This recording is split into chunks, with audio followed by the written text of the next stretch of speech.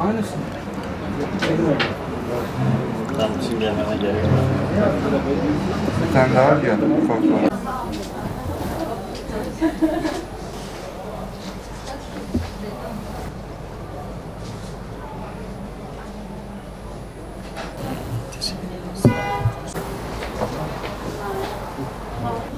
Erdoğan Yener, Bingöl Ziraat Mühendisleri Odası İl Temsilcisi, aynı anda Bingöl Ziraat Odası Tarım Danışmanı. İl Müdürlüğümüzün projeleri arasında olan ve bu yıl ilkini Ziraat Odası ve İl Ziraat Mühendisleri Odası aracılığıyla yapmış olduğumuz, halkımıza ikram yapmış olduğumuz hoşaf etkinliğiyle büyük bir ilgi görmüştür. Bilindiği üzere hoşaf yaş ve kurutulmuş meyvelerden elde edilen içecek.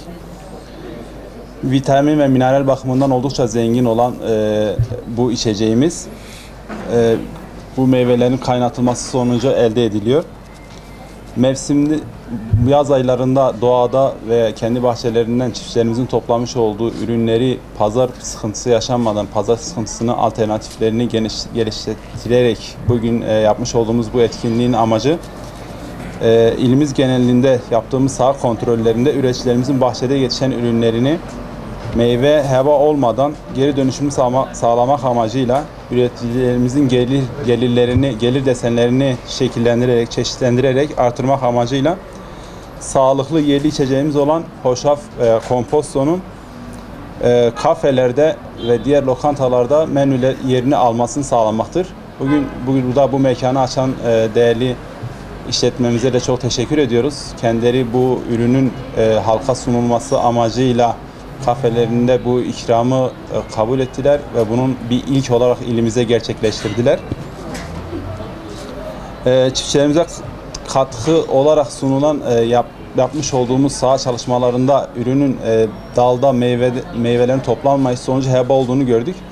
İşletmelerimizle yapmış olduğumuz görüşmeler neticesinde çiftçilerimize bir pazar oluşturup böyle farklı bir alternatif pazar oluşturup bu ürünlerini buraya getirip pazarlamaları ve bu üreticilerimizin pazarlamış olduğu ürünü de buradaki işletmelerimiz işletip halkımıza sağlıklı gazsız içecek olarak sunmalarını temini amacıyla böyle bir çalışma gerçekleştirdik ve de bayağı da başarılı olduk. Sayın Cumhurbaşkanı'nın daha evvel yapmış olduğu açıklamada yerli ürünün ayran olarak ilan etmişlerdi. Bizler de buna bir ek olarak, buna bir alternatif olarak hoşaf ve kompostonun menüdeki yerini alması amacıyla böyle bir çalışma başlattık ve çok güzel neticeler de aldık. Halkımızdan gittikleri kafelerde, restoranlarda bunun talebini oluşturmalarını, bunu talep etmelerini ve kafe işletme sahiplerinin de bu talebe karşılık bu ürünlere yönelmelerini ve bu ürünleri menülerinde bulundurmalarını rica ediyoruz. Sayın Başkanımıza, Sayın İl Tarım Müdürlüğümüzün temsilcisine, Sayın İl Müdürümüze çok teşekkürlerimizi sunuyoruz. Bu konuda hiçbir şekilde desteklerini esirgemediler ve esirgemiyorlar. Çiftçilerimize de buradan seslenişimiz bu. Dağda, bayırda olan ürünlerinizin heba olmasına izin vermemeniz, böyle bu pazar değerlendirmelerini, ürünlerini bu pazara sunmalarını istiyoruz kendilerinden. Bizler Ziraat Odası olarak her türlü destekleri kendilerine sunacağımızı belirtiyoruz. Siz değerli basın mensuplarına da böyle bu tür yerli ürünlere olan rağbeti artırma adına yapmış olduğunuz haberlere de çok teşekkür ediyoruz. İlginiz için çok teşekkür ederiz. Sağ olun.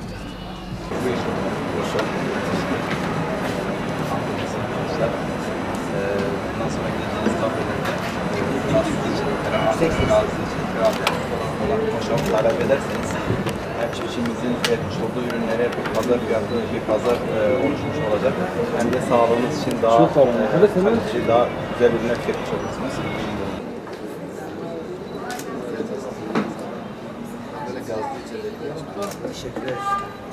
Merhaba arkadaşlar. Meyvelerden elde etmiş olduğumuz hoşafı sizlere ikram ettik.